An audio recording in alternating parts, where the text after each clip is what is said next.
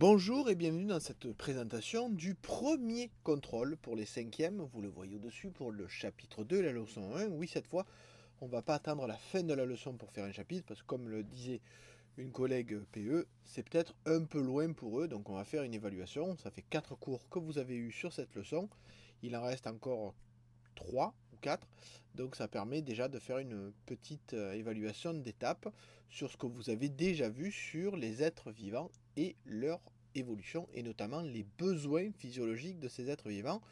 On a étudié deux besoins, celui de respirer qui n'est pas vrai chez tous les êtres vivants, et celui de se nourrir, et notamment comment peut se faire la digestion, et aussi comment peut se faire la respiration. Donc comme d'habitude, vous le voyez ici, pour information, je ne fais pas semblant, il y a vraiment un écran là pour que je vois le sujet. Donc vous le voyez ici, toujours un sujet en deux parties sur 40 points.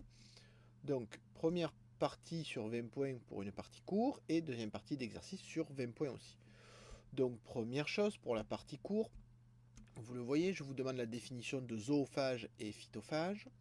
En question 2, je vous demande de me citer les 3 points communs qui existent dans l'organisation de tous les appareils respiratoires. C'est-à-dire qu'est-ce qui existe, 3 points qui existent sur tous les appareils respiratoires. Justement, comme ils ont la même fonction, ils ont des points communs physiologiques. Je vous demande de faire un tableau pour montrer les 3 types d'appareils respiratoires qui existent et dans quel milieu ils fonctionnent, où est-ce qu'ils permettent de respirer. Ça, on l'a vu en classe lors de la dissection, si vous avez pu le faire en demi-groupe. Et enfin, je vous demande de m'expliquer ce qu'est le microbiote et pourquoi il est important dans la nutrition des êtres humains, notamment humains. Donc vous le voyez, sur cette partie cours, vous avez toutes les réponses dans le cours, qui peut être d'ailleurs sous forme de PDF, ne vous inquiétez pas. Donc on va passer aux exercices. Donc un premier exercice sur la digestion chez les herbivores. Oui, des herbivores qui font partie des phytophages, comme vous l'avez appris. Je vous précise dans le texte que beaucoup de végétaux sont constitués de cellulose. Cette cellulose, c'est une molécule composée d'atomes. C'est une molécule très longue, très complexe, difficile à digérer. D'ailleurs, la digestion se fait principalement par des bactéries qui ont l'outillage nécessaire pour pouvoir le digérer. Et donc, on peut se poser la question, comment des herbivores comme la vache peuvent arriver à digérer cette cellulose.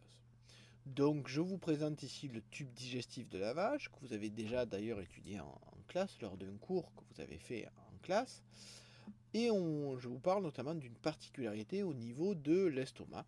Vous lirez le texte, bien évidemment, pour avoir cette particularité. On vous parle aussi des êtres vivants microscopiques qui vivent. Allez, pour vous aider, je vais vous lire le texte. Si jamais vous n'avez pas de soucis, vous pouvez bien évidemment passer cette section. Beaucoup de végétaux sont principalement composés de cellulose. Cette molécule est très longue et composée de beaucoup de carbone, d'oxygène et d'hydrogène. C'est une molécule assez rigide qui permet aux plantes d'avoir par exemple du poids. Elle est tellement longue et solide que nous ne la digérons pas. Seules certaines bactéries en sont capables. Mais certains animaux, les herbivores, entre parenthèses des phytophages, réussissent tout de même à en tirer une nourriture grâce à un tube digestif un peu spécial. Par exemple, chez la vache, on retrouve ceci. Donc, vous avez ici le schéma. On remarque chez cet animal la présence de 4 estomacs et non pas d'un seul, mais seule la caillette a réellement un rôle de digestion pour la vache. Les autres, pince, bonnet et feuillet, sont particuliers.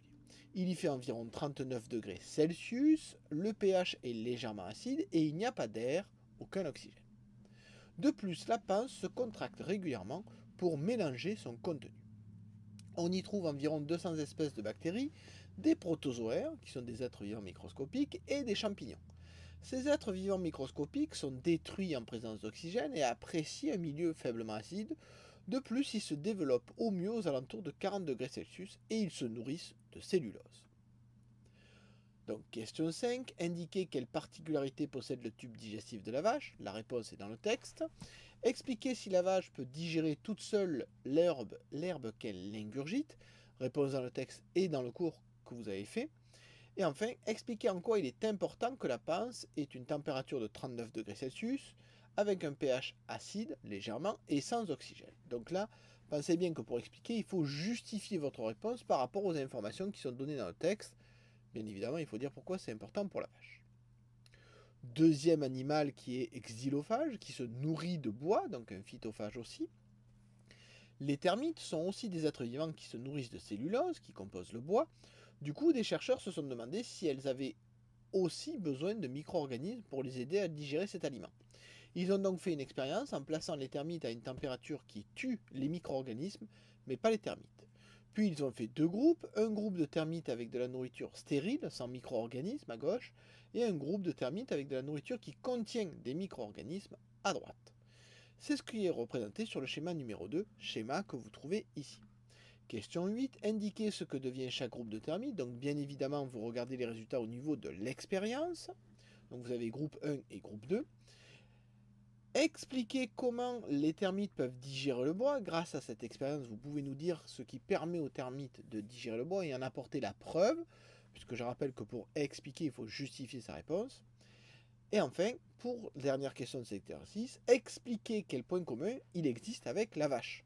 Oui, alors c'est à vous de m'apporter les points communs, de me les montrer et de me justifier en quoi ils sont communs avec la vache. Vous voyez que ces deux animaux très différents ont quand même un point commun. Donc voilà pour l'exercice numéro 1. Si vous regardez, 5, 6, 7, 8, 9, 10, 11, 12, il est sur 12 points. Ce qui fait que l'exercice numéro 2 va être sur 8 points. Exercice numéro 2, le système respiratoire des êtres vivants ont des points communs et des différences. Ah, ça tombe bien, c'est aussi quelque chose que vous avez étudié en classe. Vous savez qu'il existe plusieurs types d'appareils respiratoires chez les êtres vivants, qui vous sont cités ici. Ça vous peut vous faire un petit rappel pour la question de cours avant, si vous êtes un peu astucieux. Les photographies ci-dessous vous montrent des détails de cet appareil respiratoire au microscope, chose que l'on n'a pas pu faire en classe.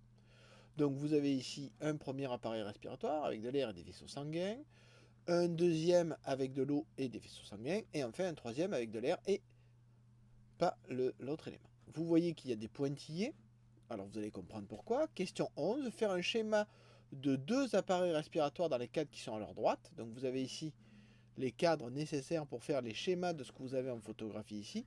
Bien évidemment, quand vous faites le schéma, vous penserez à mettre un titre. Vous utiliserez les règles que l'on a vues ensemble pour faire ces schémas, qui doivent être ressemblants, bien évidemment, et sur lesquels vous pourrez indiquer à nouveau les mêmes légendes.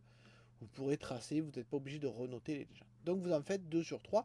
Vous serez évalué, bien évidemment, sur les règles à suivre pour faire un schéma et la ressemblance par rapport à la photo qui vous est proposée. Question 12. Indiquez en utilisant les couleurs des appareils quel liquide semble parcourir les deux premiers appareils respiratoires. Oui, parce que vous remarquez, je ne vous dis pas qui est quoi comme appareil, puisqu'on l'a étudié en classe. Vous avez les pointillés ici qui vous permettront de mettre le titre pour indiquer vous-même quel appareil respiratoire c'est. Et enfin, expliquez à l'aide de la réponse des questions précédentes, donc la question 12, la différence que vous pouvez noter avec le dernier appareil respiratoire, celui-ci. Oui, effectivement, la couleur et la légende peuvent vous indiquer des éléments qui sont présents dans ces deux premiers appareils respiratoires et qui ne sont pas présents dans ce troisième. Donc vous voyez que là on a la comparaison d'appareils respiratoires pour en voir non seulement les points communs, mais chose que l'on n'a pas fait en classe, en voir aussi les différences. Donc j'espère que pour vous les choses sont assez claires. Vous pouvez bien évidemment me contacter sur Pronote, pas la veille du contrôle, hein, je vous conseille de commencer à les préparer le plus sérieusement possible. Si jamais vous avez des choses qui sont pas claires, n'hésitez pas soit à revoir la vidéo, ça fait des vues, soit à me contacter, soit à me poser la question directement quand vous me verrez. Allez, au revoir, bon travail et à bientôt.